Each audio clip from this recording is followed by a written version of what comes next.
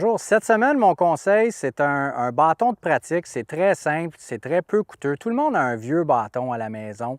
Donc, servez-vous d'un fer 8, fer 9 ou peut-être même un pitching wedge et puis mettez une prise, là, comme une grippe de putter sur votre bâton.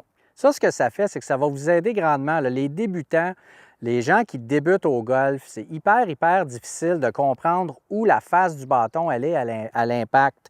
Donc, lorsqu'on a évidemment les 2 pouces sur le dessus, une grippe de putter, on a une face plane en avant. Donc, lorsqu'on a les 2 pouces sur le dessus, on sait exactement où la face du bâton elle est. Ça, c'est la première des choses.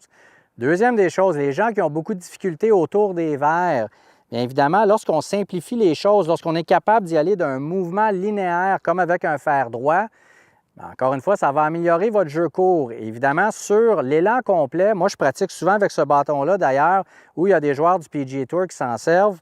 Lorsqu'on a évidemment les 2 pouces sur le dessus et qu'on s'installe à la balle, on sait exactement que nos hanches, nos épaules, nos bras vont tout être parfaitement alignés. Donc ici, je vais m'exécuter. Donc, je sais que tout est droit, tout est perpendiculaire à ma cible.